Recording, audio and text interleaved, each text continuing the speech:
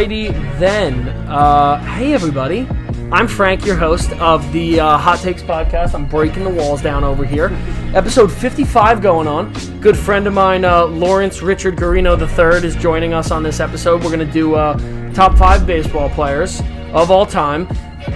I personally think it's going to be a little bit of a bias episode, seeing as his hat, and I am also a Yankees fan, and I actually intentionally did not wear a hat because I knew Ricky was going to wear a hat. Oh, so, you knew me way too well. I was like, nah. I literally went in my basement, I put it on, I'm like, wait a second. I was going to wear literally the same fucking hat, and I was like... I should have just got, like, the umpire's MLB hat. Just put it right across. Just like this pink, obnoxious... Rob Lowe style. like a Yankees hat, like the ones you see the Europeans in New York City with that have the winterized version. Oh, that, bought it at a corner store, and it's got, like, the little earmuffs on the side. Dude, it's so bad. But, we'll just get right into it. So I'll really quickly introduce you, Ricky, if you want to plug anything, kind of say anything, kind of give a quick intro to yourself. So Frank, first of all, thanks for having me on. Of course, man. Luke, Frank's I guess on the camera. Thank you too. Yeah, no problem.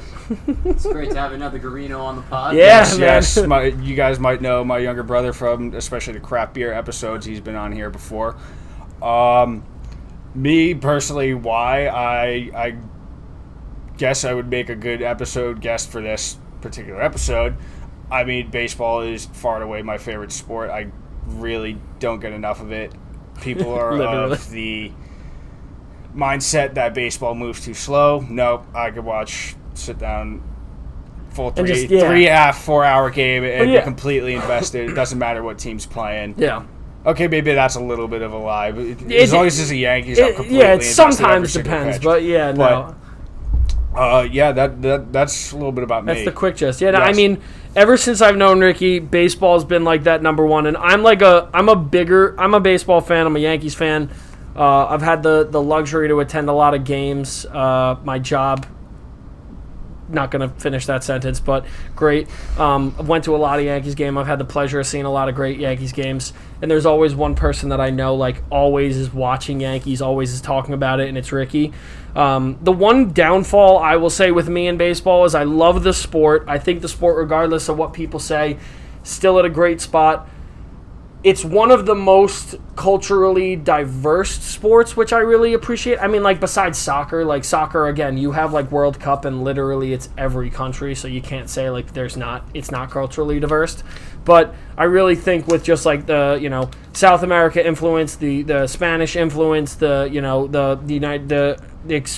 influence in just the United States alone is just astronomical. Yeah, you're hitting all demographics. And again, all countries around the world. Aren't some really great baseball players come from Japan as well? Oh yeah, no, all the time. Japan and China and and the Korea. I know a lot of Korean players now. Yep. It's very the way they treat baseball out in the Indonesia or Oceania, that area, that side of Asia, it's like a religion to them. Yeah. It's like how Texas views football is how that part of Asia views baseball. Yeah. And I'm glad that it's reached that type of magnitude. Yeah, no, of course. Right?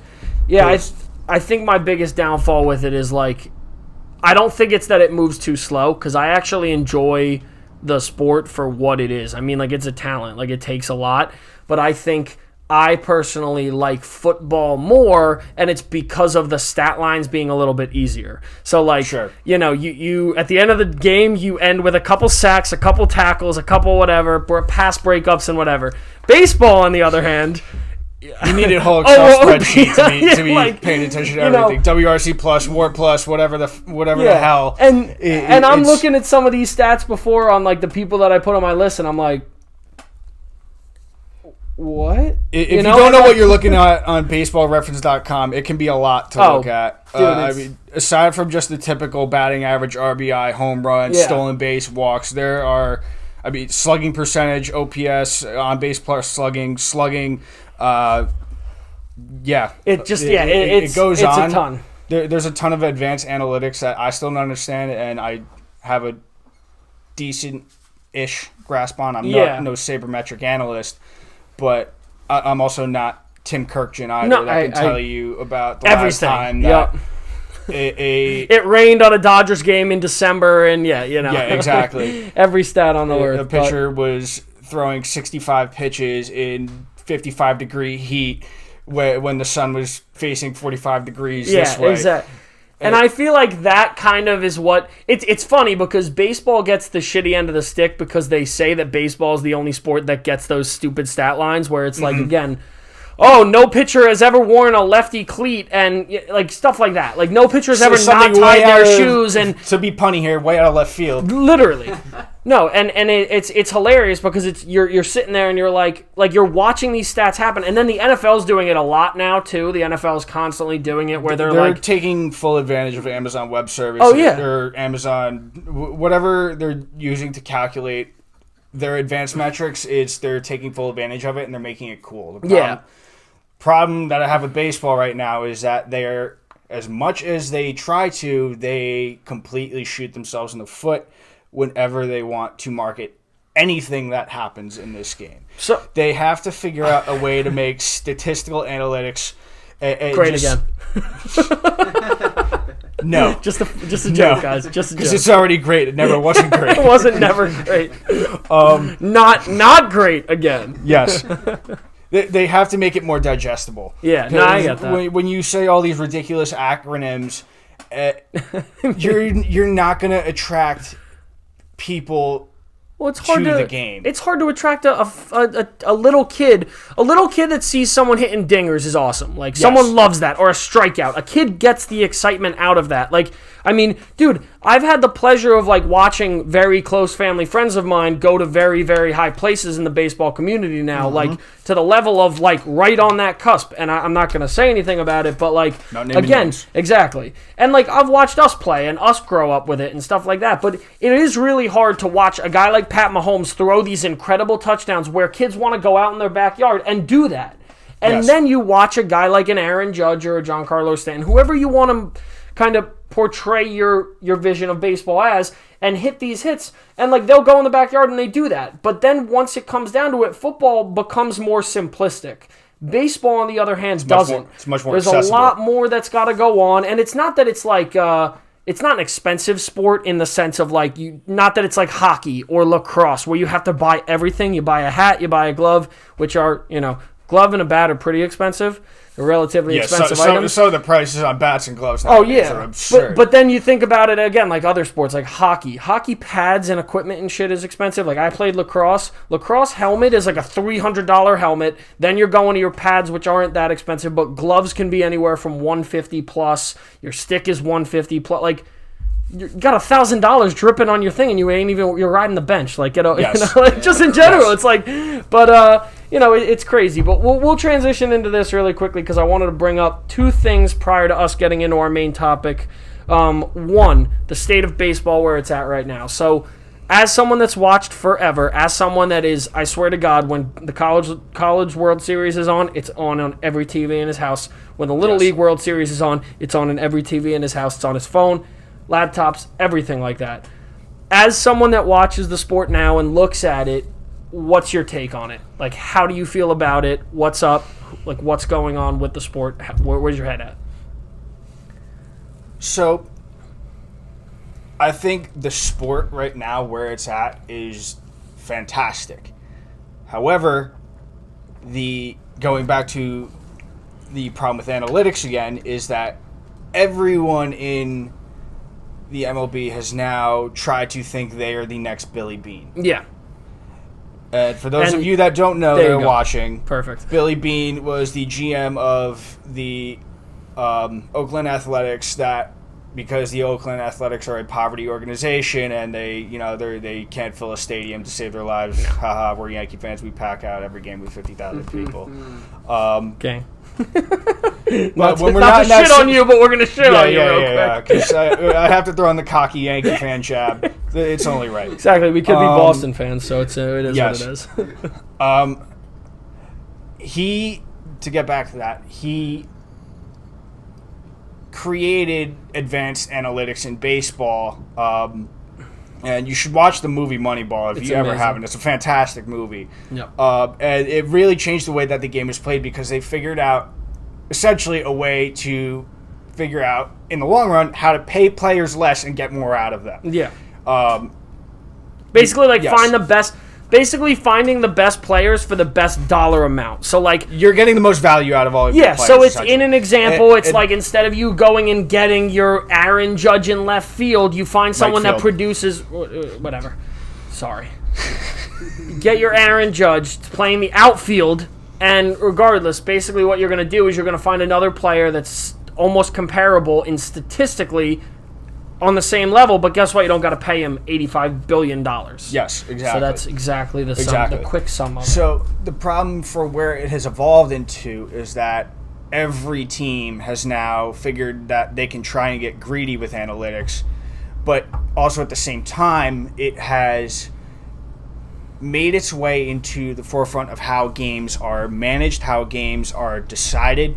Managers are looking at a Excel spreadsheet coming from the nerd department. That's what I like to call them. Yeah, the sabermetric department. You're 100% right. From people that have played maybe no years of baseball in their entire life, saying, yeah, you should.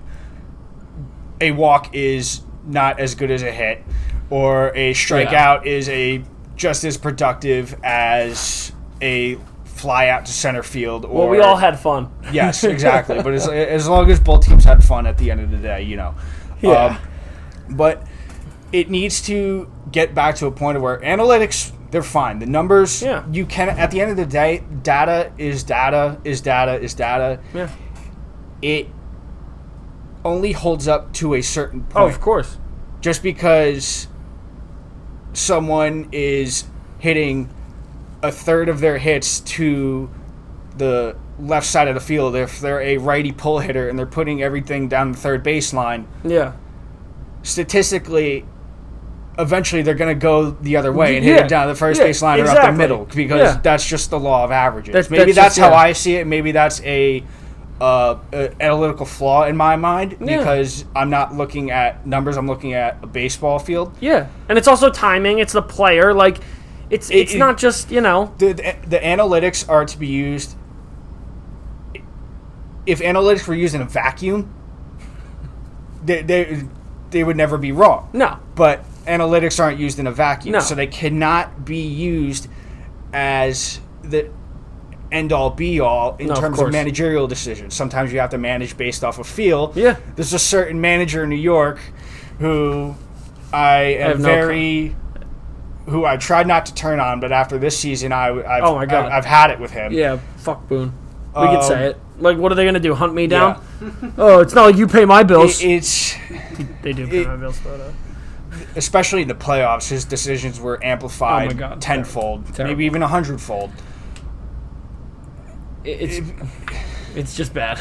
It's just the way you need to be able to manage on field. You need to learn how to play a hot hand. Yeah. You can't take your relievers out if he's dealing because he reached 30 pitches. Yeah, he reached 30 pitches and he's already gone through around the order. If he struck out the side for 3 straight innings, just because the analytics say if he gets around the order one time, he's more prone to getting hit. You leave him in for one batter and say, okay, if he gives up a hit, then we take him out. Instead of saying, we're not going to risk it. You need to learn how to get longevity out of your bullpens. You need to learn how to get longevity out of your starting pitchers. You need to learn how to set a lineup not based on a lefty-righty matchup, but on, all right, these guys have the best chemistry in the lineup. It doesn't matter who is where in the lineup. They're going to get a hit because they can hit both sides of the plate. No, of course. Regardless. It doesn't matter. I think part of it also is that, at this point, a fan would rather you risk it on that degree. I would have rather him risked it and been all right, he kept him in. He tried to do it. You're talking about in his Garcia. You're literally talking like Debbie Garcia, in my opinion. The Debbie Garcia game in Game 2 of the ALDS this year. Literally, basically, the synopsis, what was it, the second inning he got taken out? Or was it the third? It was after the first inning. First inning? He gave up a run in the first inning. Yes, it's fine. High pitch count as it went on, into the second inning. I think he finished with something like 30 pitches or so. It was a lot. Statistically you look at that and you're like, oh, okay, maybe you shouldn't put him back in. But It was 1 run. Besides that, it was a good inning. He had a pretty solid inning for a kid that's... He gave up a solo home run. And what is he, 19? Right? I think 21. 21? Regardless, he's a 21. He's a young kid. He's a 21-year-old playing in one of the highest stake games of his career. And he let up a solo home run. You're going into the second inning, and instead of being like, we're down 1-0, even if you went down freaking 5-0, you have to believe in the guys that you have on your bench, which are amazing hitters when they want to be hot. If you're 5-0 after 1, okay, no. maybe he's not right. I'm just saying in general. Yeah, yes. I'm just saying in general, it's like you got to look at it in the sense that, like, if you go down 2, if you go down 3... The Yankees had the firepower in their lineup to rebound from that, which... Sadly enough, we think they do. Every year they prove to us that they love to not have the firepower. Yes. Every year they go, we have the best hitting in the league, and we can do this and we can do that. Postseason hits, and they just hate baseball. They hate baseball. To finish up with the Davey thing and get into the hitting analytics, bringing in J.A. Happ, thinking that the Rays, who were, as much as I hate them so much. Oh, fuck the Rays. I hate them so much because they're so cocky. Yeah. And we get it. You guys have no payroll and you beat the Yankees. Awesome. Congratulations. Put that wild card division winning series up in your stadium where all 5 people that go to your games every season can see them. Awesome. Yeah, exactly. Sick. The fact that the Yankees analytic department thought they were going to pull a fast one on a very good baseball team in the Rays, and that very good baseball team. We're made the World Series this year. In case you didn't know, in case you don't watch baseball, lost to the Dodgers in 6 games. But if you thought J.A. Happ was going to be like, oh no, they pulled out a lefty, and it's J.A. Happ. Like, what are we going to do? Like, I don't know how we're going to recover from this. Yeah. Like, what was the thought process behind that? I don't know why the Yankees were trying to outsmart the Rays, which the Rays do play Moneyball, but they play it very well. No, but they play it phenomenally. They execute it. The Yankees tried to play Moneyball right now, and they don't execute on it. Well, again, the Rays have an amazing lineup. They have an amazing bullpen. They have really good pitching. And then their hitters, they come up, and it's not like, oh, well, your 1, 3, 5, 7, and 9 hitters are your best hitters. It's like, no, all of those guys can get on base. And that's what you need in situations like he's talking about where in the playoffs, you just need guys on base. Because if you get a guy on base, guess what? Good things happen. Yes, exactly. So the problem getting into this this is turning into a Yankees podcast now. Once we see our list, I'm very interested to see the list because I was in my head. I'm like, oh man, it's going to be a Yankees. And even when it was going to be originally a little bit of a larger crowd too, other Yankees fans as well. I was like, this is going to just be a whole Yankees line. It's going to be 15 people that are just Yankees. Yes, but the problem going back to analytics again is the Yankees hit fantastic all year, aside from this year. This year was extremely frustrating. We all saw how, win 10 games, lose 10 games in a row. That's what it was. Very accurately. And it's all they did. The big problem with that is not only because their fielding was bad, but that really doesn't have to do with analytics. Their approach at the plate is what drives me nuts more than anything, because every single person in that lineup, except for DJ LeMahieu, which I still don't know why he hasn't been signed yet. Brian Cashman, if some off chance you're watching this, for the love of God, give him a blank check. Give him a blank check. Do you think there's a chance that they might let him walk and try to bring Didi back and move things around in the infield? I thought about this today. Because Didi's done. Didi's done in Philly. Unless they sign him back. What? It's not my favorite thing ever, but at least it's not the worst. For me, I don't think they should be mutually exclusive. I don't think you should be able to not have Didi or have one or the other. You're the New York Yankees. You can open your checkbook a little bit. I don't care how much of a loss you took this season in revenue. No, Hal Steinbrenner has the money. Trust me. They got Hal Steinbrenner money. Has that money. They got money buried in the grave under the stadium. Don't worry about that. Ideally, I would like both. I'd like everybody. Before we got here, I was just looking on Instagram. I saw that the Yankees are looking into Michael Brantley as a insurance policy if DJ LeMahieu doesn't work out. That's cool. First of all, why shouldn't DJ LeMahieu not work out? What's going on? Yeah, why does that keep coming up? Why does that keep coming up? Why do we keep saying if he doesn't work out? Like, the guy... Yes. What I keep really quickly before we kind of circle on it, what I will say is that he does seem like a guy that's loyal. So he seems like a guy... He's already said he wants to play with the Yankees. And he doesn't seem like a guy that's going to piss and moan over $3 million, $5 million, something like that. If you come to a deal, you give the guy... I don't even know. Like, I'm trying to wrap my head around how... Because I think, personally, he wants a long and a lot. I think he should be a Yankee for the rest of his career. I agree, but I think what the problem is, and I'm not saying there's any comparison at all, but I think there's probably someone in that office that's sitting there and going, what if it's like Jacoby Ellsbury? Again, it's not the same, Rick. It's not the same, but do you not agree? Like, do you understand what I'm saying? Like, based on what the analytics department of the Yankees have put out in the past, that's entirely a possibility. But we've gotten so off track here. It doesn't matter. What the Yankees, nothing matters. What the Yankees tend to do, and what a lot of the rest of baseball tend to do, is that they are overly reliant on the home run as a mean of producing runs. You're telling me that... if you look at the Los Angeles Dodgers, who won the World Series this year, finally, which they should have done 3 years ago, back when those scumbags in Houston did. Can you put two big A's on my thing? If I saw him in literally the street. mute as soon as Ricky starts talking from this portion on. Just we can probably edit that out. No, literally, I want you to put in like the Yankees or take me out to the ball game as he's just saying I want.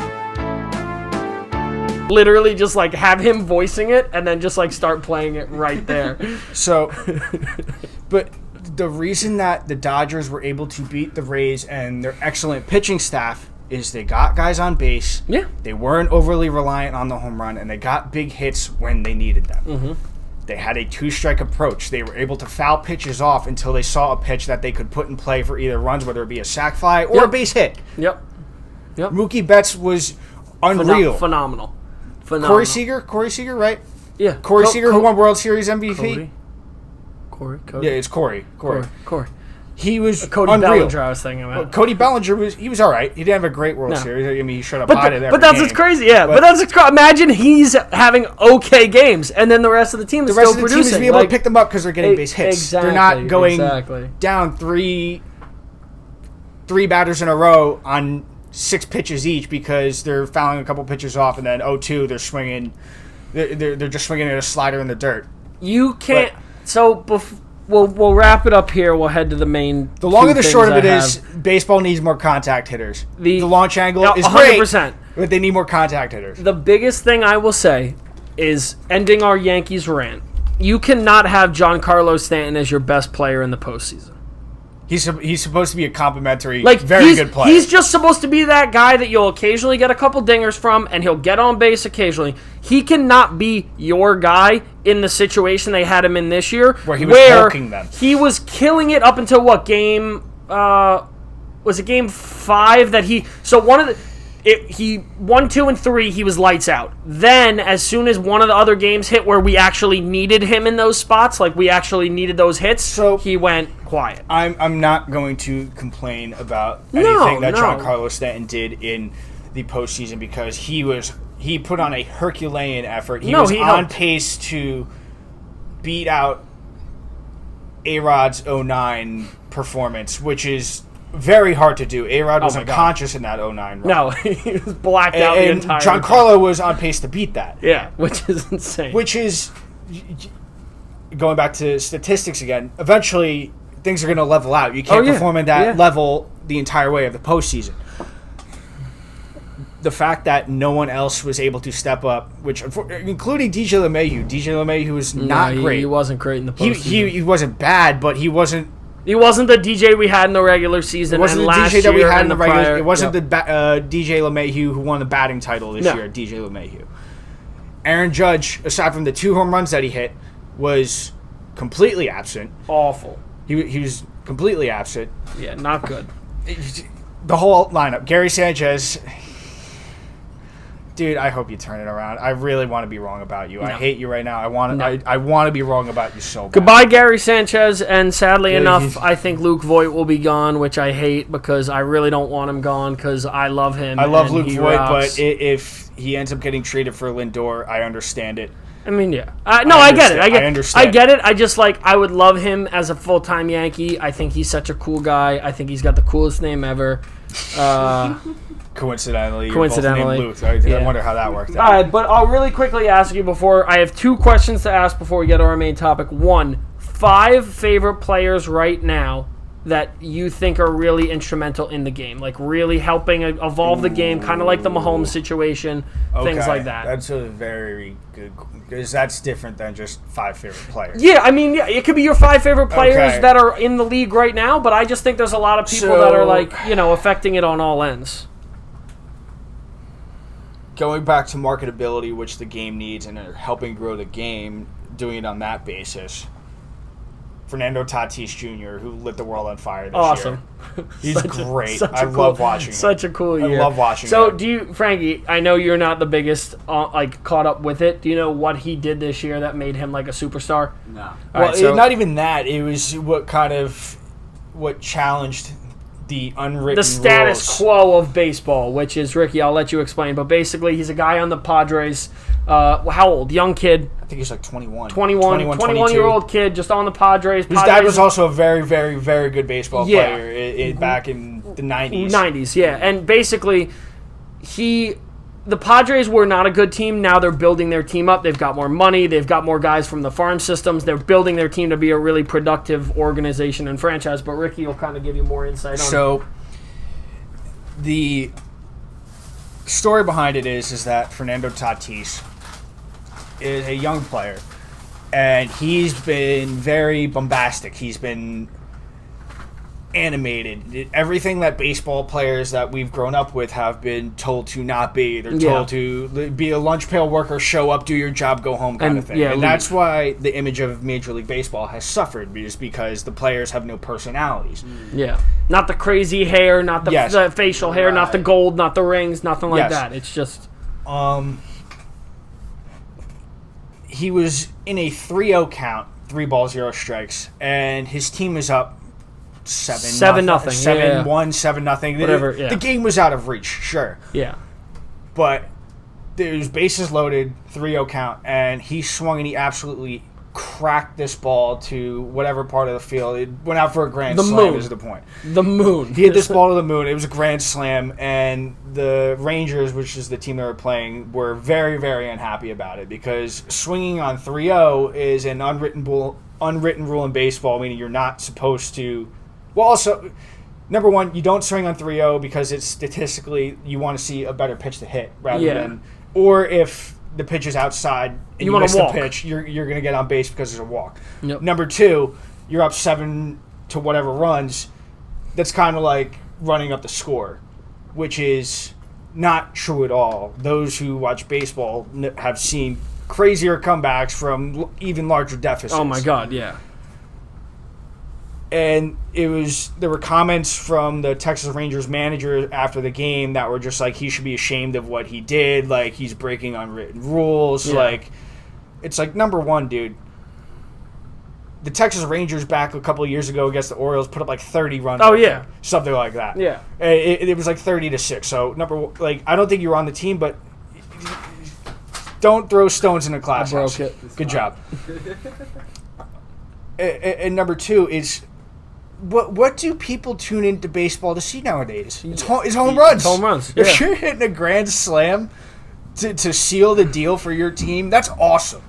That is awesome. People got mad at Giancarlo Stanton when did he hit the grand slam? I think it was game 1 of the wild card series. It was this year against When he hit the grand Indians. slam at the end of the game? Well, Yeah. he hit the grand slam at the end of the game. The Indians, my God, they're a much better team than the Rangers. The Texas Rangers, who finished like 60 games. I think they won like 12 games. Yeah, something like that. Something ridiculously bad. the bottom line is you score runs when you can score runs.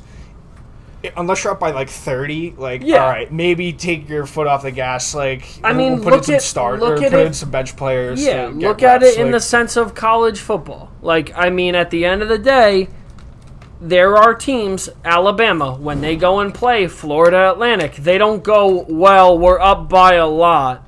Yeah, we're up by 3 touchdowns. I think we could take our foot off the gas. They score 73 points and like nobody bats an eye. Everyone looks at it and goes, "Wow, that's a lot of points," and that's it.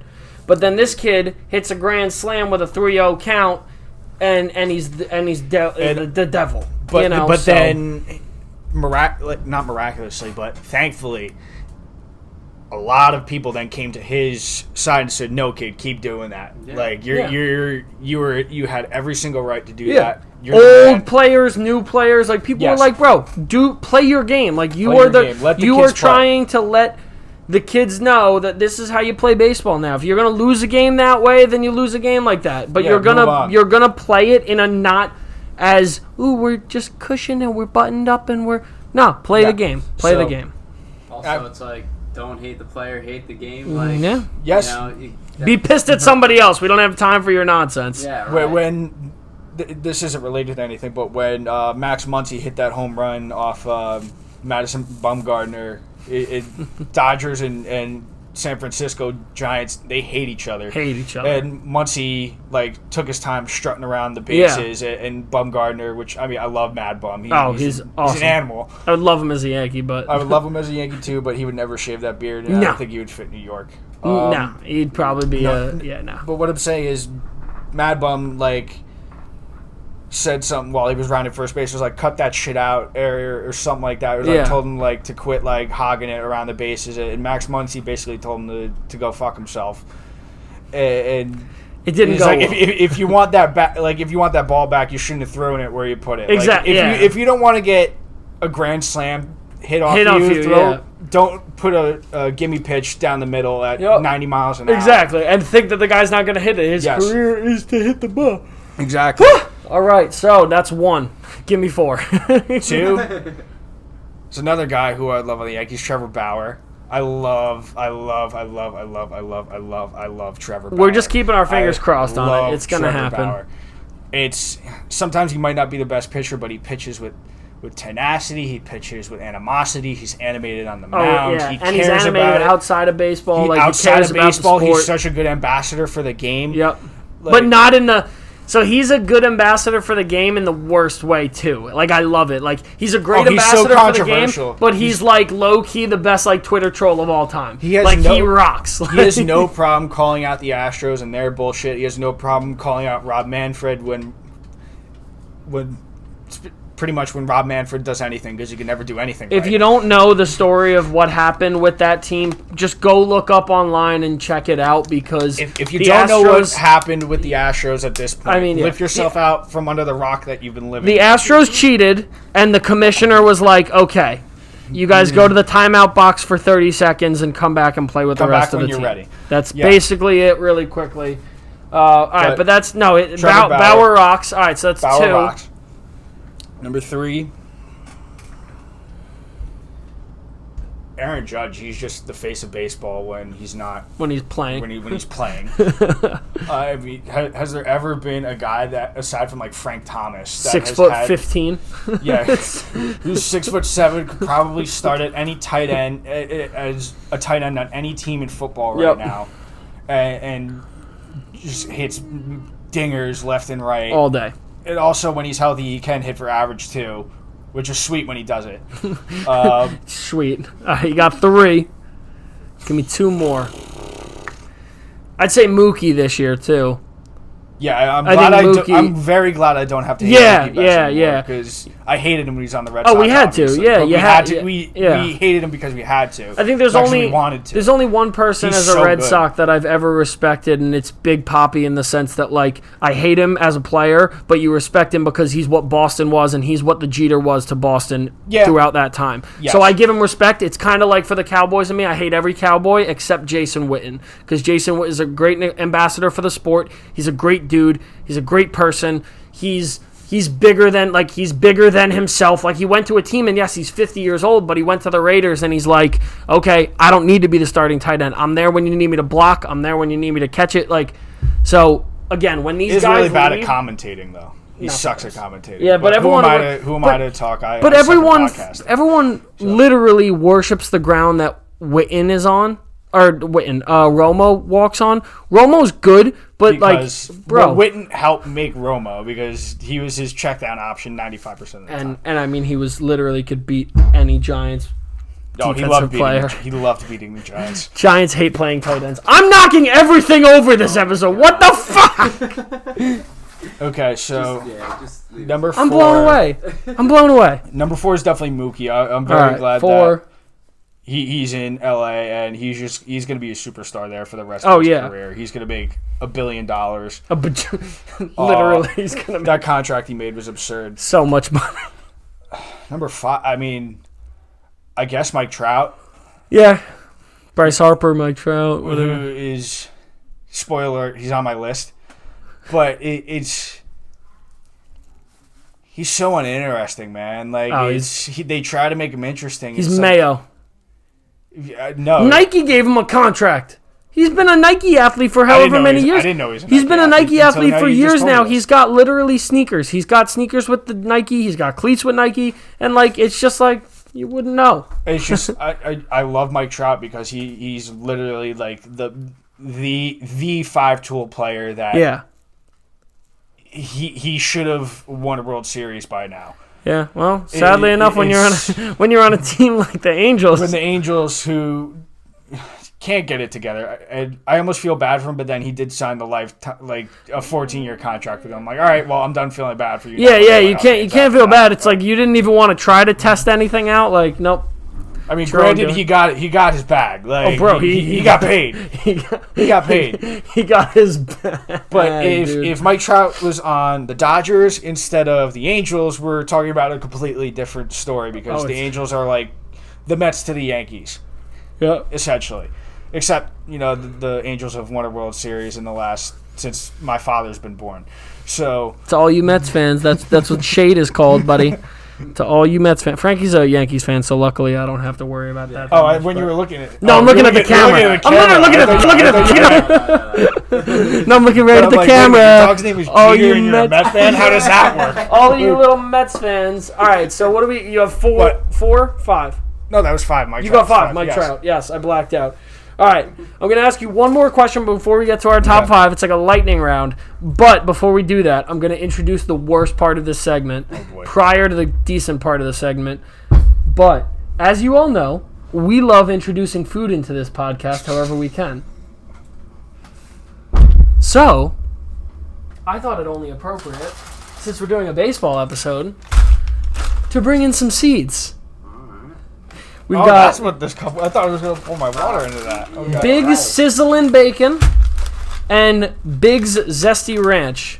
They both sound delicious. You made it seem like they were going to be terrible. I'm just hyping this up like we were going to be eating like. Well, I almost did get taco supreme and dill, but I really didn't want to be that guy. Like dill pickle. Like dill pickle. I wouldn't have eaten it. I would have been about that too. Yeah. I hate pickles. I wouldn't have done it. You're forced to have this. The bacon one. Just for the content. Intrigued by. It just that's some sizzling bacon right there. Yeah, just take your Frank. I haven't had sunflower seeds in so long. Yeah, let's get it. Me neither. Seed meat. Sunflower seeds is only right for a baseball podcast. I guess I'm too much of a baseball purist because I only eat original seeds. Oh, I'm not using the flavored seeds. Yeah, I wasn't gonna just do original seeds though. It's so bland. So I was like, oh, I'm not crazy about this flavor. I'm not gonna lie. I like them. It's a little strong at first, but once you get the coating off, it's like a nice little. It definitely doesn't taste like bacon. I don't think it tastes like bacon. It's more like barbecue bacon. I was gonna say it tastes more. Have you guys had the Lay's chips? Mm-hmm. The bacon ones. Really? I feel like it tastes more like Lay's barbecue than anything. Yeah, they do. I just wanted to chew on them. I'm dying now. Yeah, I don't know. Not my favorite thing ever, not gonna lie. So, Ricky, just rate it. 1 through 10. Decimals and everything.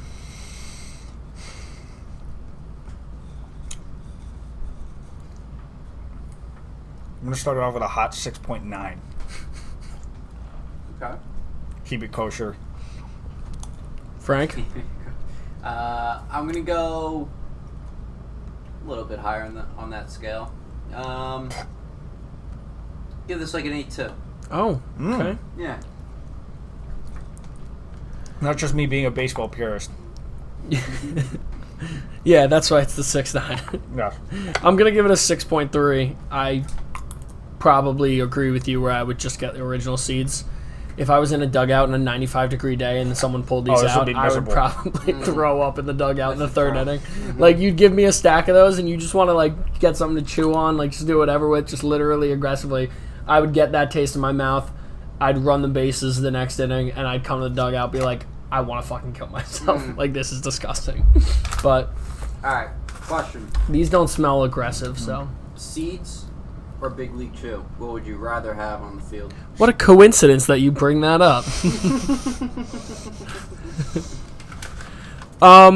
I'm more of a seeds on the bench in the field Big League Chew because like I'd rather like be chewing something while I'm out there that's reusable compared to seeds where like if I'm in the dugout like I'm just gonna pop them and spit them, pop them and spit them.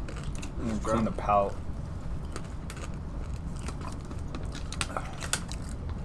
See, I'm also not a big ranch guy. I only like ranch with my wings. What's up, Ramadan Steve? Did you finish the season yet or no? I did finish it. How wild. Wow. I didn't like the finale though, not gonna lie. I thought it was okay. It was okay. Talking about Eric Andre. The new season was absurd. I've yet to watch Oh, any dude, of it. the new season is insane. Like it's up there as some of his best stuff. No, I'm saying just some of the episodes I think are hilarious. I think some of the shit he did this season was great. Oh yeah, absolutely. I mean, it's not hilarious because it absolutely is. I do prefer his earlier seasons though. Yeah, but most of the time it falls off super drastically. It didn't fall off that drastically, you know what I'm saying? Yeah. Like it consistently went in. I think the Hannibal thing was funny for like 30 seconds and then I was kind of just like Like, I think it was funny that they had Felipe Esparza coming. They're like, Felipe Esparza! And then the guy from Get Out. Yeah, he was good. He was very good. funny. Yeah. I forgot what his name is. Well, people also know who Eric Andre is now. It's not like they're being brought onto a talk show that no one knows who the fuck it is or why. You'd be surprised. You'd be surprised how many people still went on that show and, like, had no fucking clue. That, and there are some people that did go on the show, and they would be like, this season, they would be like, you used to have hair. Like, they know of They him, know of right? him, yeah. You know what I mean? So, like, it's definitely getting harder for them to do. So those are actually good. Those complement the bacon very well, actually. I like these ones better, personally. I didn't think I was going to like those, but I do like them. I agree. I really thought I was going to hate these because I thought I was going to have a very strong ranch taste. But No, it's very light, which is good. It's Like- it's not too. I was expecting to pour a little Just like ramekin dish of ranch into my mouth and have seeds that were in it. That's kind of what I was expecting. no, I like That's that. good. All right, Ricky, give us the score. It's let's go with a 7.6. Okay. Frank? Damn, I kind of want to say 7.6 too, but I'll change it up. I'll do a little bit lower because I do like. I kind of like the bacon ones better, but I'll go with a 7.5. Thought you were going to say that. I'll do a 7.7. I did enjoy them. Very consistent. Yeah, I Very think consistent. There's a nice grouping from everyone. for the most part, looking at them, Both of them. I can eat more of that. He just ate both of them together. If I'm eating, it's hard to say because I do think the bacon one, the taste would just like never leave my mouth. Sorry, I just got a text from an old boss of mine. That was a blackout, but regardless, yeah, these right here will not be as enjoyable on a 95-degree day. These would, which is very surprising because I thought, like, if you think ranch, like, I would heavy never cream ranch. Like, I think ranch on a salad, and I'm Ranch like, was a blah. bad choice. But, all right, well, while we go into this, I'm going to... What's up, Ramadan Steve? I'm going to kick it over to you. I'm going to ask you really quickly before we get into our last thing. I want you to tell me, who would you have as your starting pitcher? And I'm going to give you a category, and you're going to have to pull a character from it who you would want as your pitcher. Yes. Okay. So, for example, we'll start off with DC. What DC character would you want to be your starting pitcher?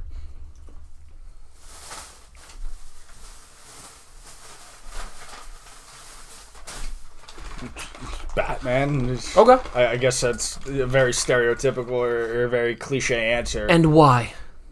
I'm sure he has the technology to just like ramp up his arm to throw it like 150 miles an hour and no one's going to be able to touch it. Yeah. Frank? When we did the episode of that, I said the Flash. I'm going to change that. And I'm going to go Cyborg. Okay. He does have the cannon on his arm. He does have the cannon on. He has a literal cannon for an arm. So I'm going to go with that for that exact See it in reason. my throat. Okay. I'm going to say Superman because he doesn't need any of your guys' technological Okay, fair bullshit. He just can Fair fucking enough. throw... He's going to just throw Ched right down the middle every time. He's going to look at you and you're going to look like, oh, what pitch is he throwing? 90 down the middle. But it's Yes. going to be 390 right down the middle. Yes. So, all right, Marvel.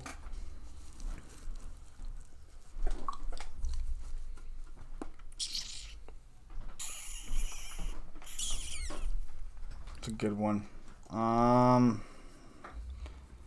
Probably Doctor Strange. He would throw some ridiculously filthy junk balls. Just something goes up in the air, Yeah. comes down 8 years later, and Yes. just goes right over the plate. You're out. Frank? I was going to go something similar. I was going to say Scarlet Witch. Because she could basically manipulate where that ball fucking goes. No, you know? you're right. She could change her mind mid-throw. Well, after the throw. Yeah. And it could just be heading towards the plate. And she'd be like, you know what? No. This is going to be a curveball instead. It's going to come out of nowhere. Yeah. Mm-hmm. Oh, I'd love to say Hulk, just like as him just throwing it, but like I just feel bad like for that guy. he'd get like one inning in and he'd be pissed off and like just throw a fit. So I don't know if that makes much sense there. If it was coming to hitting though, Thanos or Hulk would be my guy. You just put them right Not out to Thor? the foot.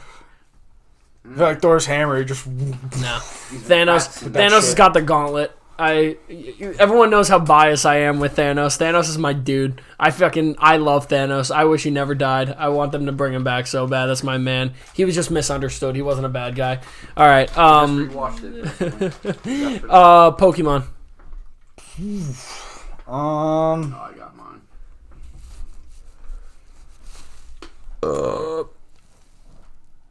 Starting pitcher. Is yours Charizard? Nope. Those short ass arms probably wouldn't work. Blastoise. Is that it? I knew it. Yeah, it was. Yeah. Out of the cannon. Yep. That's a very good question. We're hanging out too much now, Frank. Mewtwo, man. Oh, it's a good one. Yeah. I was gonna say Machamp or Machoke, like one of those Yeah. guys could just have because they're yoked. They can just Again, throw going some- back to like the Doctor Strange thing, is just he can manipulate the pitch wherever he Yeah. wants it to go, Yeah. however fast he wants it to go. All right, Mario Universe. There's only one right Waluigi. answer. There you go. Wonderful. That's it. Only one That's right, it. There's only one right answer. He's a If fantastic anyone wants to see me in Mario Baseball, I'll put my life savings on it. So like, hit me up. Like, we'll check it out. Like, They gotta remake it. For also, the Switch. Nintendo. I know you're not listening, but whenever you guys want to like turn your mics up, Yo, give what us are a you doing? give us a new fucking like. What are you doing? It's just give like it- the one Mario sport game that they didn't make multiple of that they could have just Make- done so well. make- Oh, that and the soccer. Make it Yeah. 200 and Super Mario Strikers make was Super awesome. Mario Strikers. Make Mario Baseball. Make what was was it double? No, what was the tennis one? Super Mario Tennis. Yeah. Really? I thought it had a Yeah. name. Regardless, Give me that and make it $200 and I'll pay it. I don't care. Like, give me this crazy, like, 5-game Sports, thing. but Mario Sweet. But, dude, the thing that's shot about it is that, like, now it would be so much more interesting because you have such a bigger roster. Like, back then there were still 30 characters. Bigger roster, and you don't need to play next to someone. You can play online. Dude. They got some just online leagues. Characters now. Yeah, but even though they have stupid characters, at least it's more people. Like, you have more to choose from. Yes. Like, but regardless. Speaking of, did you guys see the preview of Super Nintendo World for Universal Yes. Studios? Well, I saw screenshots of it. Can I look too can much I just into it. quickly say I have a little problem with I it. swear to God, I thought it was like a new map being released for Super Mario Kart. Oh, okay. I swear to God. I like saw it. I'm like, oh, cool, Mario Kart updates. And they're like, no, this is like a place. I'm like, Yeah. You know, you're going to be Mario Karting with go-karts. this is a real place. That would be cool. Nice. All right, what's your problem with it? It's too Mario for me. I would expect Super Nintendo World to have its Mario Land, then fucking Hyrule, and then like. That's a fair point. You know what I mean? It's all Mario. So it's a fair point, but guess what? Only we care about that. No, I feel like a lot of people are going to care about that. I'm not saying it I think as there's more Zelda fans than there are Mario, even though Mario's the more popular character. See, but I agree with you with that, and I agree with you that there's going to be a lot of people, but what's going to sell? People don't know. Yeah. People don't know Mario games, but they know Mario. They see Mario, they're like, it's Mario. Yeah. They're not going to see Zelda or Link and necessarily say that off the bat. They might also, be close, we're but forgetting that this is in Japan, Oh, and we're talking from an American perspective. This is true too. 100%. I think it's also In coming, Japan, though, to, they US. know United every States, yeah. single person probably. Like, Oh, it's probably, Nintendo yeah. and baseball for them, or maybe Capcom too. But No, like, no yeah, one gives but a shit about it's Capcom. at the end of the day, it's just. I mean, I definitely agree. Yeah, take whatever you want. They're open for the table. But no, I definitely agree. All right, and we'll end with Star Wars. I just want to hear what your go-to would be. Oh, I got mine. Also, I haven't been able to say Grogu on this podcast Dude, yet. that was mine. Yeah, that's. I don't hate the name. Just a breaking news. Frankie, It's kind of a stupid fucking. you shut up. You're a I hate Star Wars everything fan over there. What? You hate Star No, Wars. You're a Star Wars so hater. Open-minded with No, you're Star not. Wars. Yes, I am. Yes, I am. Have you watched Rebels? No. Have you watched Clone Wars? I actually watched the episode today with my kids. Dude, you should. Clone Wars rocks. I'm so mad at you right now. It's not that bad of a name. It's not that bad. Yeah. What are you supposed to do? You have Baby Yoda, which everybody loves. What are you supposed to do? Everyone loves Baby Yoda. No Name one him- hates Baby Yoda Oh, except for it- the people that want to cancel him. His name is Timothy Chalamet now. Like what? Like what are you? Yogurt. Yogurt. Shit, this is obviously a force wielder. Like, maybe not. I don't know. I would probably say Yoda, and the only would say Yoda of where the ball would be coming from would be sick. Because it'd be Yeah, it'd be basically tough to be coming- hitting it rises would- every single time. Every single pitch. Every single pitch is going to start low and just end high, and you're not going to know what to do with it. I'm gonna go out on a limb and say Mace Windu because I feel like he's just an athlete. That's funny that you say that. Because I just opened this purple thing of Big League Chew. We're There going you to go. do this. I have the four. great Big League I have, Chew. I have 4 flavors of Big League Chew here that we're going to go through. Every person that me and Ricky read off our list, we'll read it off. We'll take some Big League Chew. We'll review it, and we'll go from there. So, Lawrence... Stuff in a nice little hammer. Take a nice little hammer worth, Frank. Have fun with you. I'm good on that right now. I'll leave it man. by you for Yeah, when word. you want. Can't pass that up. Look how much I used to stuff in a little league. Dude, I take a whole thing. I just pretend to pack a lip. I see Sebastian hammer right now. So, I'll let you start off with your number 5. Of the top 5. Unless there's any honorable mentions that you have off the top. Honorable mentions. Lou Gehrig. Mm-hmm. Babe Ruth.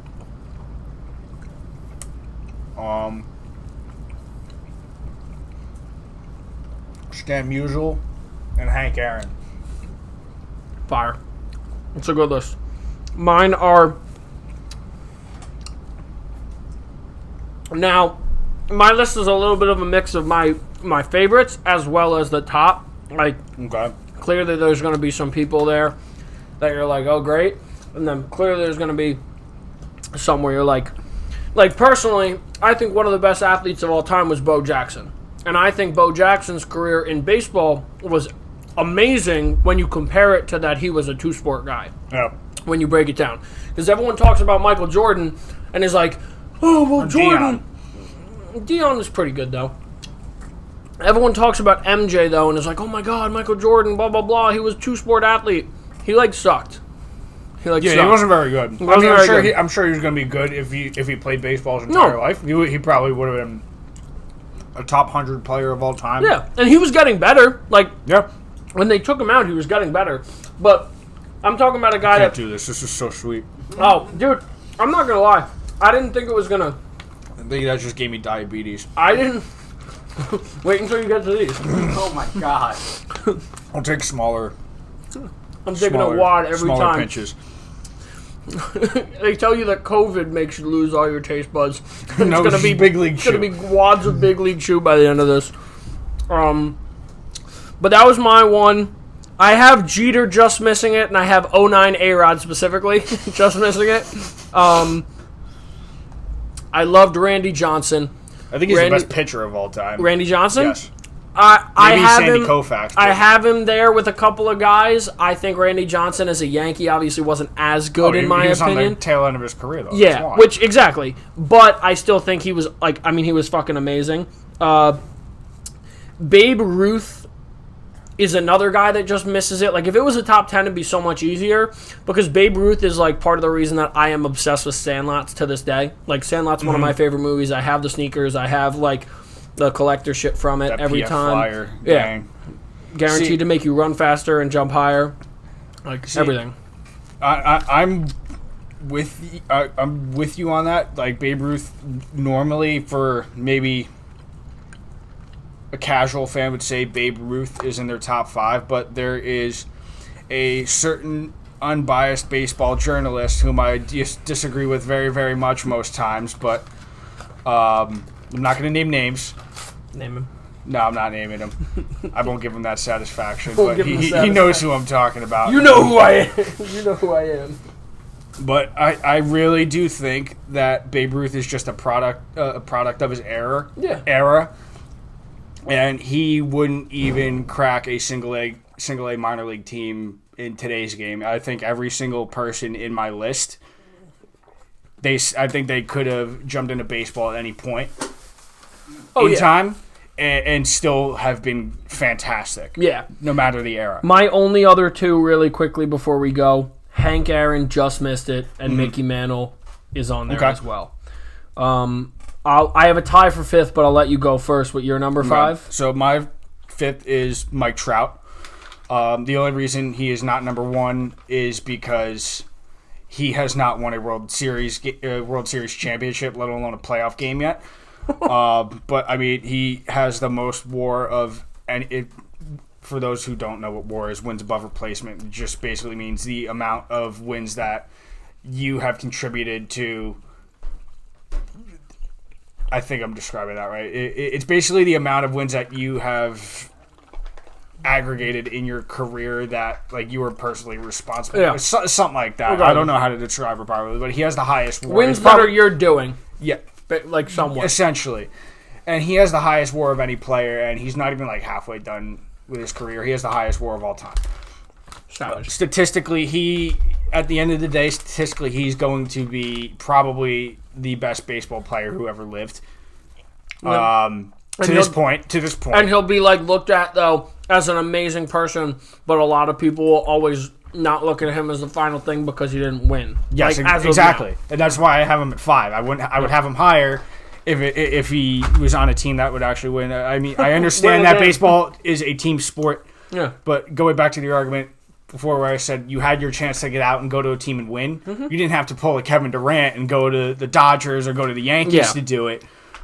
but you're good enough to where your talents can seriously help you and seriously push a mediocre team to being a World Series contender. 100%. The Angels are an extremely bad team with the best player in baseball, and they can't do anything with it. They can't do shit, yeah. Yes. Who's your End five? scene. End scene. Who's your five? So I have Lou Gehrig as my 5. Okay. Tied with another guy, but I wrote some things. Gehrig finished his career with 493 in home runs, 1,995 RBIs, which is 5th best. This article might be a little old, so I mean, I'm guessing he's still probably in the top 10 at least. Yeah, around that.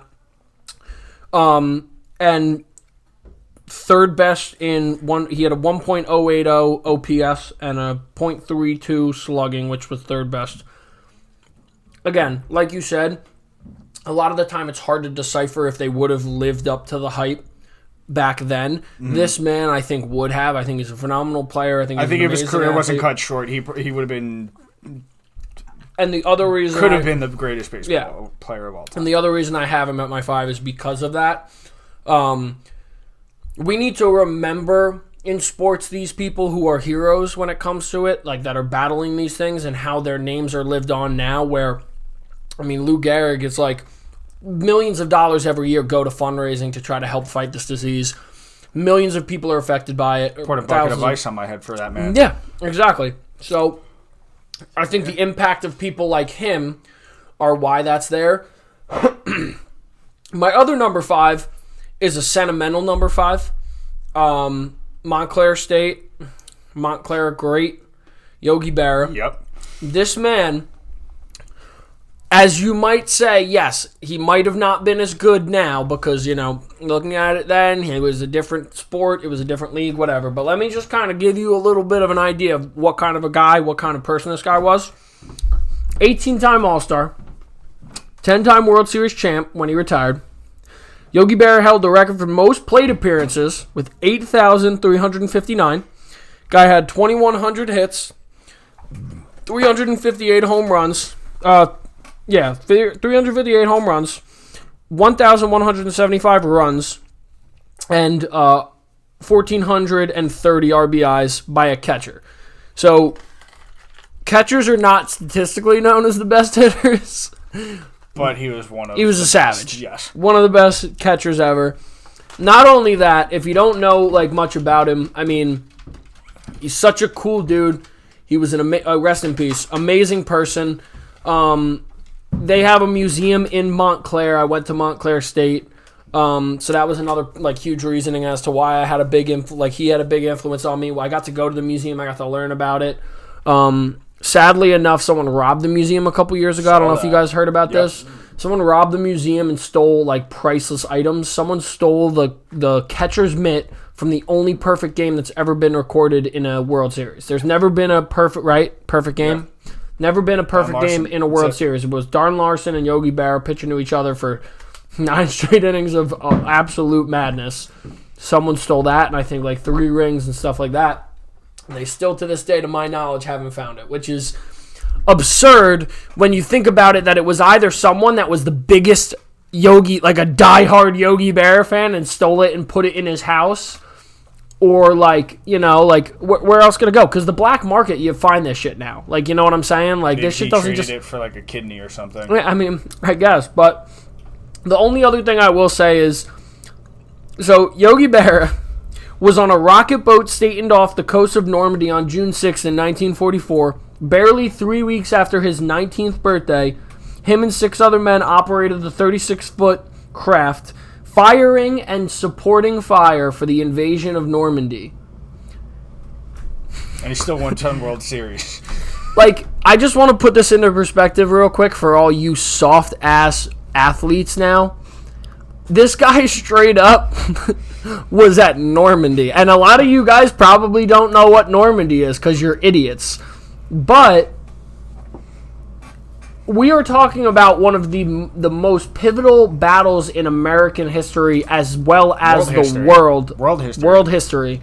This man was off the coast helping troops get and helping what would eventually then cause the end of World War II by us invading. Like, to me, that puts a guy in a top 5 for me just off that alone. Because you look at that and you go, as someone that at least has respect for their elders and respect for history and respect for shit like that, unlike a lot of you people do, and I'm calling you all out right now, and I don't care. But that is something to me that lives up to more than a game and more than whatever. Like, this man literally, like, even if he had just won 1 title, it would have been an awesome achievement. But guess what? He won 10. Guess what? He won 18. Literally was an all-star 18 times. Like, that shit is unreal. But that's my number 5. Got Yogi. I'll pass that over to you while you go to your number 4. Yogi did only 2 things. Play baseball and kill Nazis. It's an accurate statement from Ricky. So, The original is just so much better than Grape. Oh, yeah, that is definitely, So much better than definitely Grape. a lot better than Grape. Did you get Grape? Did you have it? It's so bad. So let's go around really quickly so and do bad. Grape. I'm going to start off. I'm going to give it a 6.1. I didn't even hate it either. I really didn't. I didn't think it was that bad, but it was strong. Ricky, go. 2. I'm not even giving 2. it a Just a decimal. 2. 2. Frank. I'll give it a 7. 7. Why are we going to straight decimals now? It doesn't deserve a decimal. It's just bad. All right. All right. My number 4 is who, with most of you seeing the hat on my head, is going to be like, what? I can't believe he's actually giving this guy credit. But Ted Williams, my number 4. This guy's career slash line, 344, 521, 1839. He had 2,654 hits. Jesus. He has the all-time highest on-base percentage in baseball history, 482. He's almost on base 500% of the time. Half that time, that man got to first base. That's insane. Like, that's insane. It's crazy. That's unheard of. It's insane. 19-time All-Star, who, like Yogi, he served in World War II. Yeah. Came back, won a Triple Crown. Like Savage. Wait, was it Triple Crown? No, he won MVP. He didn't win a Triple Crown. He won MVP in 1946. Went to war again in the Korean War. He's the last player to ever hit over 400. 2-time Triple Crown winner. 2-time MVP. 6-time batting title winner. And 2 of those batting titles came when he was 39 and 40 years old. Those were his last 2 seasons that he played professional baseball. And he still got batting titles. And he won batting titles. That will never happen again. No, that will never happen again. Yeah, that's impossible. Those numbers are stupid. Like, Ted Williams is literally one of the greatest baseball hitters of all time, if not the best. No, you're 100% right. It's Yeah, Ted Williams was an absolute animal back in the day. Again, we're talking about him like we knew him. Yeah, Ted was the boy. We loved Ted. My number 4, Petey. Oh, Petey boy. All about controversy. All about controversy here. So I put Pete Rose on here. I mean, I'm not even going to go into... I have a whole bunch of things, like, stats and stuff. Listen, the guy was an absolute animal. He was an amazing player. You're a hit machine. Yeah, he was betting. Get over it. I love betting. Guess what? You guys all... And I consider Michael Jordan the GOAT, too. I love Michael Jordan.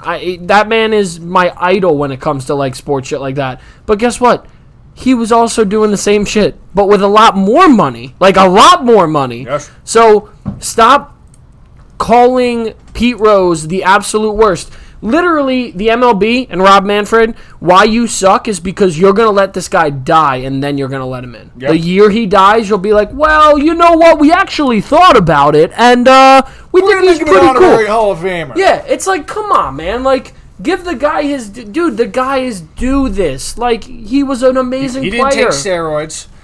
Hello? Which I still don't even have a problem with to this day. What are steroids? Steroids made the game of baseball much better than what it was. Hot takes podcast, baby. Steroids make my pee-pee smaller. Steroids make baseball better. Embrace the bait. But what you were saying, I didn't mean to cut you off. It's not like he was taking steroids. It's not like he was stealing pitches. Had a camera set up, that was relaying the TV feed to the dugout so, he could figure out the pitcher's pitching sequences so he could get on base more and, cheated his way to a World Series title and nearly a second one. But, I can't think of anyone that would ever do something like that. But it's funny because I guarantee one of the guys on that team will probably be a Hall of Famer. Probably. And you guys won't look twice at it, which is bullshit. This is so bad. What is it, the sour apple? Yeah, I'm sick of the OG. All right. I'm all about that. All right, before we get to your 3. I hijacked you a little bit. No, you're good. Before we go to 3, rate the original. That's a 10 out of 10, baby. Not beef OG Big League Chew. I'm so vanilla, man. I like original seeds, original Big League Chew. 9.1. It does make me flash back to baseball, Little League. I'm yelling at my mom. Mom, go get me some nuggets. Game's over in 10. Snack bar. Oh, yo. I need the snack bar nuggets, please. Snack bar nuggets to the other side, though. Yeah. Were so much better than... The new one was even pretty good because I got it a little bit while I was... Is it gone? I was going to die. That shit's so bad. It's like not even that bad, but it's... Oh, dude, like It's just a sugar rush right to your head, man. Yeah. I'm not going to sleep tonight. I'm going to be like, why didn't I get to bed tonight? And I'm going to be fucking all hyped up on Mountain Dew. Just in, they put cocaine in Big League Chew. No wonder why kids are all hopped up on Adderall nowadays, man. We all just don't wake up. Because we're just triple dosing with fucking Big League Chew. Frank, what do you give it, the original? I didn't even try the original. Skipped right to sour apple. All right, well, you chew on sour apple a little bit more. We'll come back to your original. I'm going to take a swing at this, maybe. Ricky's going to take a swing. Ricky, take a swing of it? No, a little bit more, Ricky. A little bit more, Ricky. Not happening. And then you have to immediately wait. You have to immediately go into talking about your number 3. You can't even process it. You have to just go. Just go off the rip. This is a torture episode. Go. Oh my God. It's gonna get so much worse. It's gonna get so. Willie Mays. Career slash line 302. 660 home runs. So bad. 1,903 RBIs. 3,283 hits. Fuck, this is bad. I said it was gonna be disgusting. I thought grape was bad. Why do they make that? Who taste tested that? It was like, yeah, kids will like this. This is gonna be bad. What was that? Watermelon? Cotton candy. Watermelon was good. Watermelon was good. Most of you guys know him as that infamous, well, not infamous because it's a very good thing, but that catch he had, the over-the-shoulder catch he had in the World Series against Cleveland back in the day. That's like the most famous play in World Series history, probably. Hall of Famer, 1954 batting title in the National League. He made the MLB all-time team, 12 Gold Gloves, a World Series champion in 1954, 2 MVPs, Rookie of the Year in 1951. He had the most extra inning home runs of all time in 22. 24-time All-Star, 1999 MLB All-Century team, and the World Series MVP trophy is named after him. I don't know what more you got to do to be named after that. You're good. Yeah, some would say that Willie Mays is good at baseball. He's... We don't talk 3,283 hits. No, yeah, we don't talk about it enough about how good he actually was. He gets, and plus also he had a ton of years that he played in the Negro Leagues that he wasn't even allowed to play in Major League Baseball. He could have been very. He probably could have played 30 seasons. He already played 24 years. Yeah, like imagine that. Like that shit's insane. So yeah, that's my 3, Luke. My 3, Nolan Ryan. I was such a Nolan Ryan nerd in high school just because I used to hear about him all the time, about how good he was. Then I'll go on the pod and say it. I don't care. I still have it. I went and bought a Nolan Ryan Astros jersey. And looking back at it, it was a great purchase. Like, looking back at it, it was a cool jersey. Where do you think I bought it? THK gang. Well, no, when? No, back in high school. Like, all right. That's 2011, 2012. Okay, so that's fine then. Like, no, I know, but now you can't wear it. Like, I can't throw it on. I feel like a disgusting piece of shit, and I am. But like, whatever.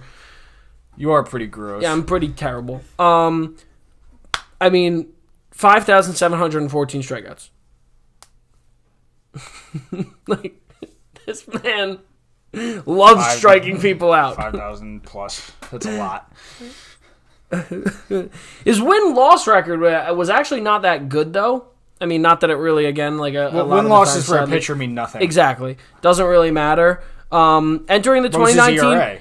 I didn't even write it. Ready? Entering the 2019 season, 354 pitchers in the MLB history struck out at least 1,183 people in their career, right? Okay. Nolan Ryan struck out 1,183 different batters in his career. That's a stat. Like, that's sabermetrics that we need in baseball. Dude, the guy... That is a stat. The guy was an absolute animal. Entering the 2019 season, CC Sabathia is the only active pitcher in baseball, the strikeout leader. At that point, I think he was. What does he have? He had 3,000 strikeouts, I think. Yeah, right? A little over 3,000 strikeouts. Right, a little over it, yeah. He... This is a funny one. So, CC only needs to strike out 250 batters per season for the next 11 years to pass Nolan Ryan.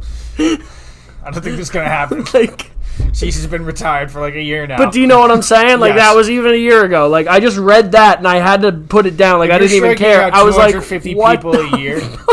Like, already, like you're like one of the top 2 pitchers in the game. Like, only like Jacob deGrom and Garrett Cole do that. Like, that shit is insane, dude. That shit is insane. But that's my number 3.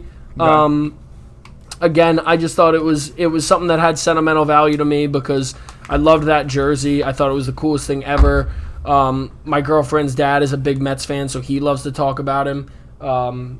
And he was on the Mets at one point. Yeah, he was on the Mets, and then they let him walk, so he loves to talk about how bad it was back then. But, yeah, that's my number 3. So, Ricky, you're number 2, while I literally put myself in punishment for the podcast.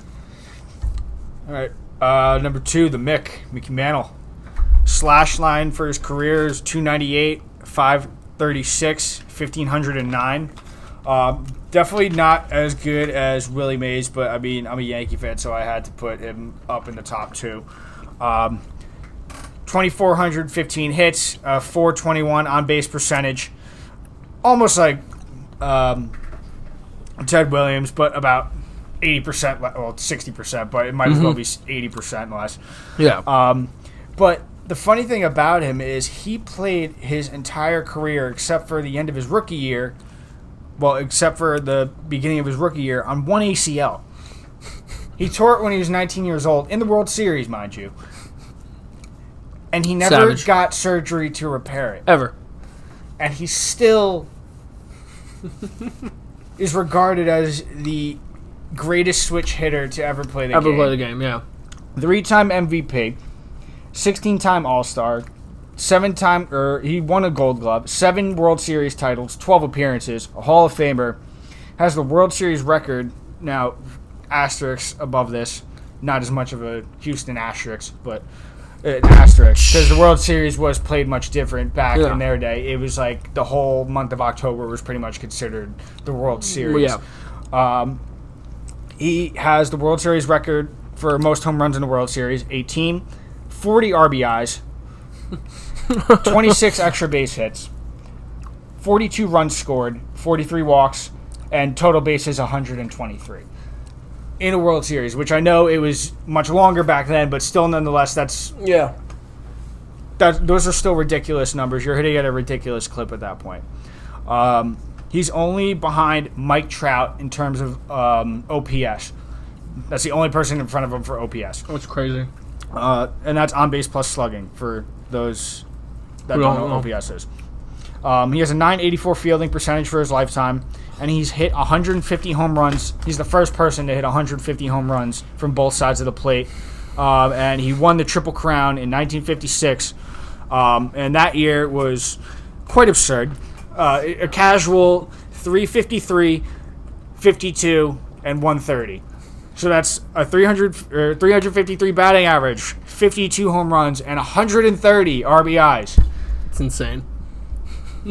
Most people barely break 100. But, like, yeah. And he just was like, in more games. They played less games back then. Yeah, they literally played less games. They played less games. So. No, dude, I love that. That was your number 2, right? That was my number 2. That was your 2. Oh, God. So, really quickly. It just looks like it's going to be like sour Frank, worms, did you try the original yet? I'll say that for last. You're smart, but I don't appreciate it because I purposely made that one early so you can torture yourself. But I understand that you're smarter than I. Honestly, this isn't terrible. This one's okay. This one's bearable.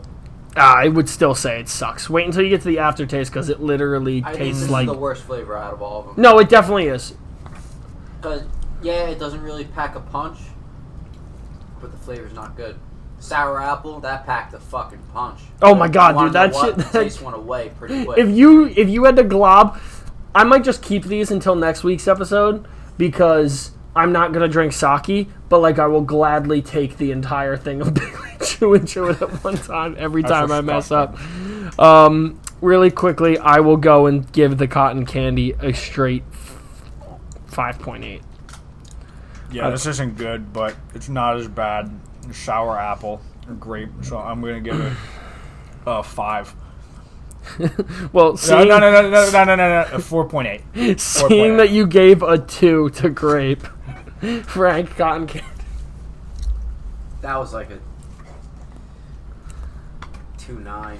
2.9. Yeah, 2.9. Didn't like that one. Yeah, I'm gonna taste some original when I get a chance. I need to clean my palate with something actually bearable. We gotta just leave some for this kid over here. I'll take some of that as well. Thank you. Just leave me a little bit. Okay, I'll do my number 2. I was kind of thinking about my number 2, and I didn't really know how I exactly wanted to put it. But then I just thought about how culturally, I really think it makes a lot of sense now to appreciate this person and what he did. Jackie Robinson is my number 2. I mean, besides his stat lines, this man was... Which were absurd, by the way. Which were literally, I mean, like, for what the time he was playing in, he was embarrassing guys. Like, he was embarrassing white people, which is, like, mad funny, because it's like, they thought... It. Yeah, like, they literally deserved it, like, everything that, like, they got back then, because, like, you watch that movie, and, like, a lot of people are going to think that's fabricated, because most movies are. But, yeah, exactly. Chadwick Boseman, I mean, a phenomenal performance. Like, if you know him for Black Panther and don't know him for Jackie Robinson, go check it out. It's amazing. But it just gives you his perspective, you know. I will be someone to say that we need a lot of change in this country in general. I do not think it is anywhere close to where it was then, because that was a despicable time period in America. So, I will say that the man that he was and what he did and how he changed the game for African Americans, as well as how the game of baseball is played, it is something that we should really all just, like, take notes on. I mean, I just thought it was funny. I have a stat here that is nothing related to it, but he stole home 19 times. That's ridiculous. What? That's nuts. No one steals home. Like, you don't crazy. steal home. Yeah, he stole home 19 times, and by the time he retired, he was the highest paid Dodger, which is very funny because you look at it full circle, and it's like this man didn't even, like, people didn't even want him in the league, and guess what? A couple years later, by the time he retired, he was the highest paid Dodger of all time. So to go back to that stolen home comment, though, that most people don't even steal home once.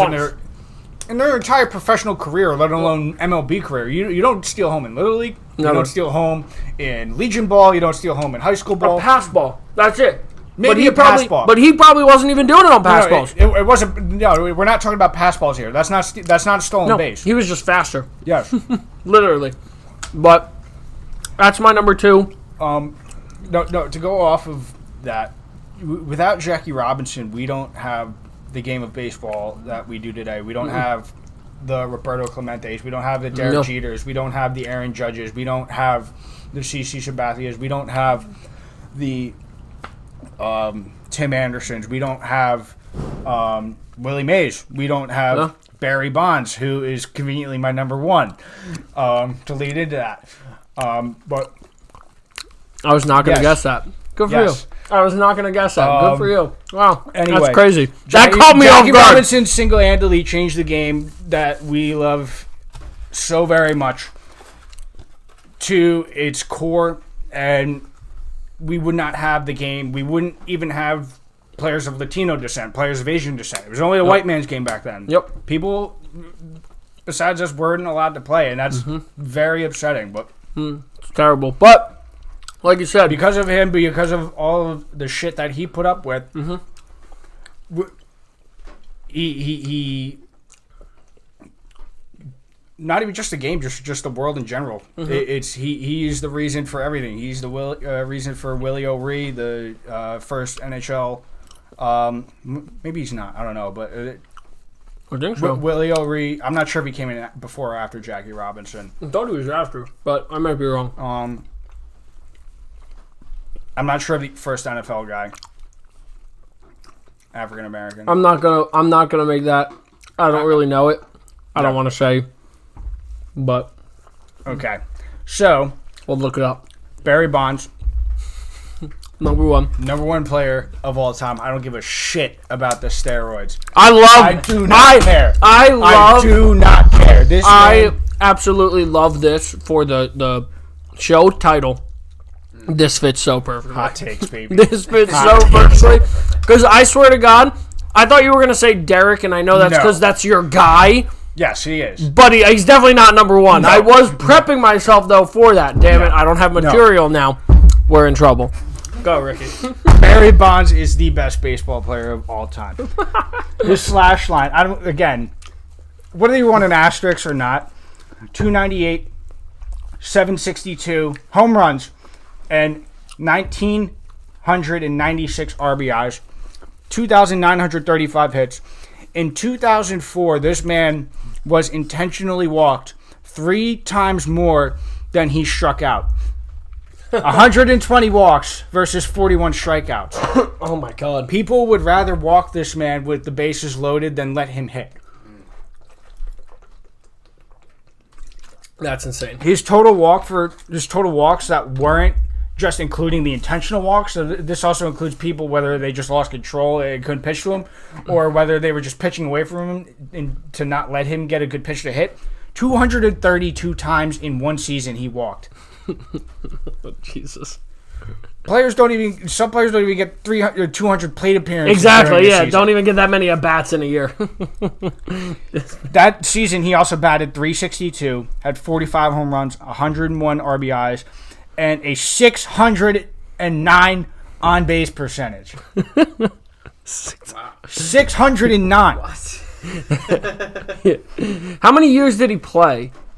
He played like 20-something years. He started out with the Pittsburgh Pirates. 609 on-base percentage. That's literally 3 out of 5 times. Yes. Yes, that is right true. Around, probably right. I don't do the maths very well. Me math good. He never won a World Series, but he had one World Series appearance in 2002. However, in that World Series, he batted .471 with 4 home runs, had a 700 on-base percentage with 7 walks and 8 hits. My God. I don't know how bad that San Francisco Giants team was that they lost. It must have been pretty bad. What the hell? They must have been pretty shitty. He loves steroids, but he was very good without them, too. Before he was taking steroids... Loves juice. When he was on the Pirates, he was batting regularly around 300 and like 25 to 30 home runs in a season. Before 30 home runs was a regular thing for most people. He has 7 MVPs, 3 Hank Aaron Awards, 14 All-Star selections, 8 Gold Gloves. He was a very good fielder, too. People forget about that. He had 12 Silver Sluggers. That's an MLB record, by the way. Jesus. 73 home runs in a single season in 2001. He stole 514 bases. That's fucking crazy. When you're the size of Barry Bonds... And you're stealing bases you're at all? stealing bases like that, you would think, like, all right, this guy's the size of Frank Thomas. He moves like a brick, a pile of bricks. No, Frank Thomas, who's gotten 2 shout-outs in this podcast. Yeah. Great player. I got to be speaking in here. I'm sorry. No, you're good. It picks it up. Don't worry. Yeah, You're loud enough. Okay. And he's second all-time in wins above replacement. My God. He's just... That man was electrifying. He was the very end of the steroid era. He was the tail end of Mark McGwire and Sammy Sosa. However, I love steroids, and I think players should take it all the time because it made players healthy. If Aaron Judge took steroids, he would be healthy all the time. All the time. You're right. Like the proof is in the pudding with Will Fuller. The 1 year he's not hurt. I mean, he put up 35 points for me last week, and then coincidentally got drug tested and failed. Yes. Telling me that's... So breaking news, steroids, good. Watch at 11, kids. This is like my... How Gordon Gekko once said greed is good. Ricky Guerino once said steroids are good. Steroids equal good. Steroids did save the game. Baseball was at an all-time low in 1994 after the player lockout and strike. Yeah. After that, baseball became the sport to watch. Yeah. Between the battle between Sammy Sosa and Mark McGwire. Well, and Ken Griffey up until he lost it, but... Yes. He was involved up until, 30-something, I think, and then he tailed off. I was going to recommend. The documentary is amazing. It's phenomenal. So if you don't watch it, if you don't really like sports that much... The 30 for 30. I heard it wasn't that good. I honestly haven't watched it. I liked it a lot. I thought it was pretty good. I mean, I think most shit's good now. I mean, I'm a Walking Dead and Star Wars fan, so, what do I know? I cannot believe you still watch Walking Dead. Yeah. I watched The Walking Dead. To the choir, bro. Guess what? We're going to bring it up on the episode. Shocker. I watched The Walking Dead because I've watched The Walking Dead since I've started. I've been there since the beginning. Guess what? I've been a Giants fan all my life. Sadly enough, still a Giants fan. I've been a Yankees fan all my life. Sadly enough, still a Yankee. Not sadly enough. No, but we have a lot to be thankful for. Just recently you guys really just love to just shit on me. But regardless, I'm someone that I gave up on it for a while. I went back because they did some good, and now I'm very much like, listen, I just can't wait for it to be over. Mm-hmm. So that's where I'm at with it. But no, that's it, dude. That's a phenomenal one. Do you have any guess on what my number one is, Ricky? Is it obvious? I don't know. I mean, could be.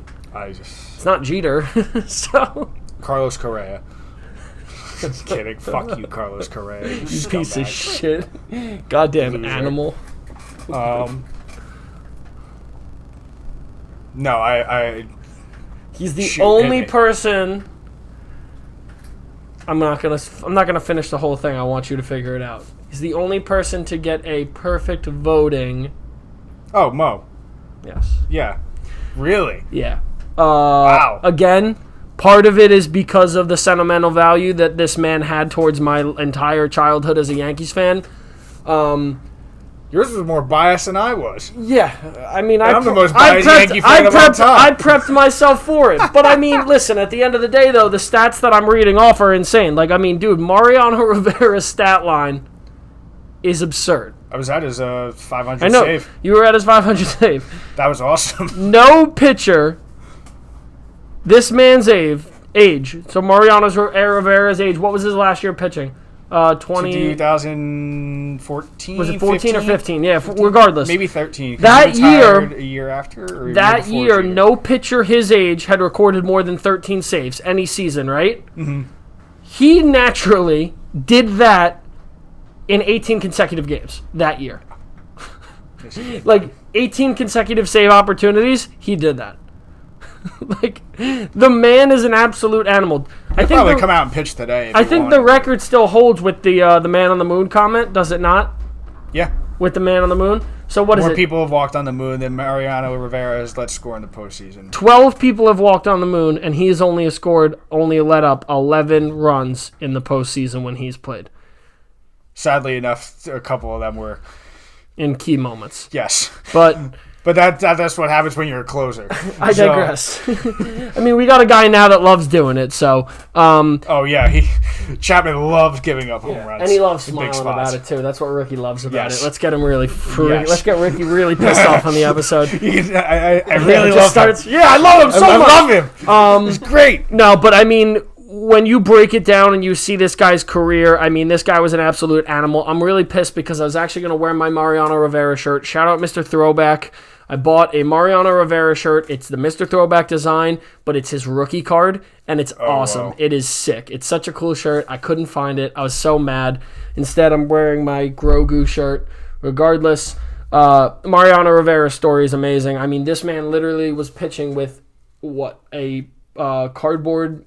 Oh, yeah. Like Before he came up into the major leagues, when he was still being, I guess, before he was scouted. Yeah, when he was 12. Used a cardboard milk carton or For a a mitt. piece of cardboard Yeah. for a mitt. He showed that in one of his documentaries. Like, it's... I mean, that's what people from the Dominican are coming from, unfortunately. and you know what, though? But it goes... And the reason that it has such an important value is that it goes all the way back to that, and it talks about, like, the American dream for so many people can be achieved, and, like, this man did it in, like, a capacity that is, like, so much higher, and he means so much more to so many people than just the really great pitcher. Because, again, people would watch him from all over the world and would be like, I want to be that guy one day. I want to play like him one day. I want to be a closer I want to pitch like him one day. I want to get to America and play the game like he does, whatever it is. So, I mean, I picked him just because he has had such an amazing impact on my life. I've had the opportunity to see him play live. I mean, the man is an absolute animal. I don't think he's ever said a bad thing about it. Like, he's one of the most composed players he's of all probably time. the most humble. He's the most humble person one ever. One of the most humble people ever. He's going to be one I of think the... that man's put up like a school for every save he's had. in yeah. the Dominican. He's just built a school or a church. Like I guarantee, like half of the money that goes there every year is because like he's helping donate it, Yes. which is just amazing. So again, my list was a little biased. My list had more people that had sentimental value to me, as well as people that like are impactful for the sport and what it's done. But again, that's the great thing about these lists is that I can put up as absurd of a list as I want, Colin Cowherd, and you'll never, you'll never see this, so I can call you out as much as I want. But, at the end of the day, that's what we do. So now it goes viral. And yeah, exactly. Like, Kid calls out Colin Cowherd. Who is this kid? Talking about had a bunch of Avengers posters, and he's exactly. telling me what I know about sports. Talking about, I know the most about sports in the world, and this is what he does every time. He like goes and fixes the mic every time. He's like, Also, just remember, kids, if you want to achieve your dreams, just take steroids. So Barry Bonds did it. You should do it too. In closing out, I will ask Frankie what he gives the score for the original. Then I'll sign us off. Then you can get out of here. Stop watching this episode. Go subscribe, like, everything. If you haven't already and you're watching this, you're an absolute monster. You're an animal because why are you not subscribed? We can't call potential subscribers. Oh no, they're animals. We call them the animals. They're Savages. they're savages. Yeah. They're in a bad way, in a good way. Frankie, since you're the guy behind the camera there today, you gotta be like, subscribe. If you like this episode, this camera, Jesus. Alright, yeah. So if you like this episode, make sure to like, subscribe, and share. And I didn't also realize follow you us had on to Instagram Yeah. at Podcast with Frank. Where we post clips of all our podcasts and gaming series, which is coming out soon. And I want to thank you guys for joining the episode. Ricky, thank you for being first time coming on the pod. And we'll I'm a recurring guest now, right? Makes me a recurring guest. Yeah. You're gonna be on the casting couch. I mean, just the regular couch in the background every episode. Whatever couch it is. And thank you, Ruth, for hosting. Of course. Episodes for you. It's a blast. I Thank you love guys it. for having me. Of course. Yeah, let's do it. See ya. Last winter lager that we got, and it's the Harpoon Winter Warmer. Cinnamon and nutmeg. Holiday ale. Let's see what percentage we got here. It's going to be on the lower side. 5.9. Yeah. Yeah, not too bad at all. All right. Cheers. Cheers. Yeah. I told you guys, all your eyes lit up. Yeah. I might make I that take a my six pack of highest this and rated. then buy another one, drink a whole Right. six. I'm debating that, Frank. This is where I'm at. I think it's just- my highest rated so far. I'll go with like a 9-8. I think. It's Wow. going high I'm- on the scale. Yeah. 9-8. That's surprising, Frank, from you. I I feel like you wouldn't like this one. I know. I loved it. I'm excited I for loved you. it. Excited. Yeah. I got a smile on my face for Yeah, you. me Frank. too. I'm pumped.